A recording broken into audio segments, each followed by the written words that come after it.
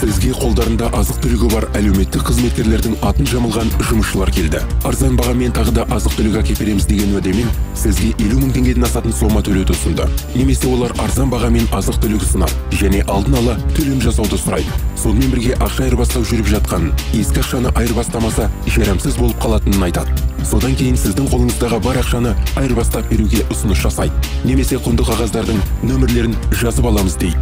Дәл осы сәтте олар сізге өтініш айтып, кетіп қалғаныңызды қалауы мүмкін. Назар салыңыздар, бұл алаяқтар. Сіздің ақшаңызды қолды еткеннен кейін олар тайып тұрады. Олардың құрбаны болмас үшін есте сақтаңыздар. Әлеуметтік қызметтер мұқтаж жандарға көмек көрсету үшін алдын ала келісім шарт жасайды. Әрбір адамға қолында тиісті құжаты бар немесе кестеге сай келетін әлеуметтік қызметкер бекітіледі. Әлеуметтік қызметтердің телефондарын жазып алыңыздар. Күмәнданған жағдайда қызметкердің құжатын сұраңыз және мәліметтерді растау үшін әкімшілік басшылығына хабарласыңыз.